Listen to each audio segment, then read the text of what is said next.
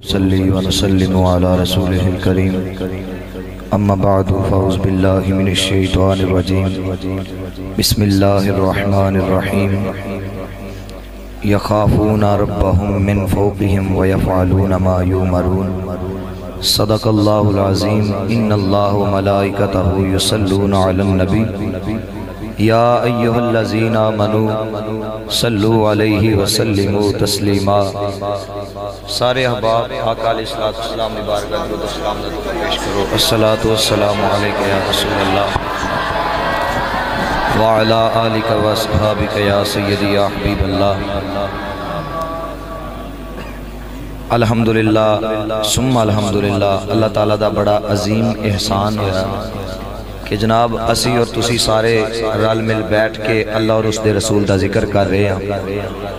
ایک خاص عظیم فضل ہے اور جناب اسی میزبان ہیں، انشاءاللہ اسی اپنے سناخان مصطفیٰ تشریف لے کے آگے علماء اکرام دا جمع غفیر ہے۔ میں ایک دو بات کر کے اجازت چاہوں گا۔ میری دعا ہے اللہ تعالیٰ سانو سارے حضور علیہ السلام دی پکی سچی غلامی نصیب فرمائے۔ جناب والا امام غزالی علیہ رحمہ آپ مکاشفۃ القلوب میں لکھتے ہیں درود پاک کے بارے میں کہ اللہ تعالیٰ فرماتا ہے کہ جب بندہ کوئی مرد، مسلمان مرد یا مسلمان عورت حضور کی ذات پہ درود پڑھے، مسلمان مرد یا مسلمان عورت آقا دو جہاں صلی اللہ علیہ وآلہ وسلم کی ذات پہ درود کا تحفہ پیش کرے تو اللہ اس کو کتنا بڑا انعام عطا فرماتا ہے۔ حدیث قدسی ہے، اللہ تعالیٰ نے فرمایا کہ اللہ تعالیٰ ایک فرشتہ اللہ تعالیٰ نے پیدا فرمایا ہے، ایک فرشتہ جس کا دایاں بازو جو ہے وہ مشرق میں ہے، بایاں بازو جو ہے وہ مغرب میں ہے، اور اللہ نے اس فرشتے کو قد اتنا عطا کیا ہے کہ اس کا سر جو ہے وہ آسمان کے ساتھ لگا ہوا ہے، قدم جو ہے وہ زمین پہ ہیں۔ آسمان پہ اس کا سر ہے، قدم زمین پہ ہیں۔ امام غزالی علیہ رحمہ آپ نقل فرماتے ہیں، آپ نے فرمایا کہ جب مسلمان مرد یا مسلمان عورت درود پڑھتے ہیں، اللہ اس فرشتے کو حکم فرماتا ہے کہ اے میرے فرشتے رحمت کے دریا میں غوطہ لگا، رحمت کے دریا میں غوطہ زنی کر۔ جب وہ رحمت اللہ کی رحمت کے دریا میں غوطہ لگاتا ہے پھر وہ باہر آتا ہے، باہر آ کر اپنے پروں کو ہلاتا ہے، جب جاڑتا ہے تو فرمایا اس کی مقدار، اس کی لمبائی دیکھو، چڑھائی دیکھو، اللہ نے اس کو کتنے پر عطا کیے ہوں گے، جس کا ایک بازو مشرق میں ہے، دوسرا بازو مغرب میں ہے۔ جب وہ باہر نکل کر اپنے پروں کو ہلاتا ہے اور جتنے قطرے زمین پہ گرتے ہیں اللہ ہر قطرے کے بدلے ایک فرشتہ پیدا فرما دیتا ہے، ہر قطرے کے بدلے ایک فرشتہ میرا رب پیدا فرما دیتا ہے، ہر قطرے کے بدلے۔ اور ان فرشتوں کی جو ڈیوٹی سر انجام میرا رب لگاتا ہے، میرا رب فرماتا ہے اے میرے فرشتوں، جس میرے محبوب کے امتی نے آقا دو جہاں صلی اللہ علیہ وآلہ وسلم پر ایک مرتبہ درود پڑھا ہے، قیامت تک ان کے لیے دعائیں مغفرت کرتے رہو۔ اور میں یہاں یہ شعر ضرور عرض کرنا چاہوں گا کہ جناب والا ایک یہ جہاں ایک وہ جہاں، ایک یہ جہاں ایک وہ جہاں، ان دو جہاں کے درمیاں ہے فاصلہ ایک سانس کا، چل رہی تو یہ جہاں نہ چلے تو وہ جہاں، ہے فاصلہ ایک سانس کا، چل رہی تو یہ جہاں نہ چلے تو وہ جہاں، اس سانس کی مالا میں موتی پرولو درود کے، پھر ہو یہ جہاں یا وہ جہاں، ساتھ ہوگے تاجدار دو جہاں، پھر ہو یہ جہاں یا وہ جہاں، ساتھ ہوں گے تاجدار دو جہاں۔ مل کے پڑھیے الصلاۃ والسلام علیک یا وعلی آلک و صحابک یا سیدی یا خاتم النبیین۔ اللہ تعالیٰ نے اپنے پیارے کلام میں فرمایا یخافون ربہم من فوقہم ویفعلون ما یؤمرون، وہ لوگ جو اللہ سے ڈرتے ہیں اللہ کا خوف اپنے ذہن میں رکھتے ہیں، فرمایا وہ جو میں حکم دیتا ہوں اچھے کاموں پہ وہ ڈٹ جاتے ہیں، وہ اچھے کاموں کی آگے تلقین کرتے ہیں، اور اسی مجمع کا بھی یہی مقصد ہے، اس کے کوئی اور مقاصد نہیں ہے، بس رب سے ڈرنا اور اس کے حکم کو، اس کی توحید کے پرچم کو بلند کرنا ہے۔ حضرت امام سمرقندی علیہ رحمہ آپ فرماتے ہیں اللہ کے خوف سے کس طرح ڈرنا چاہیے۔ اللہ تعالیٰ نے فرشتوں کو پیدا فرمایا ہے، جب فرشتوں کو پیدا فرمایا کچھ فرشتے ایسے ہیں جناب والا، کچھ فرشتے ایسے ہیں جو روز ازل سے سجدے میں پڑے ہوئے ہیں، روز ابد تک پڑے رہیں گے، سجدے میں پڑے رہیں گے، اللہ کی عبادت کر رہے ہیں، ہر وقت اس کی عبادت میں مشغول ہیں، ان کا اور کوئی کام نہیں ہے۔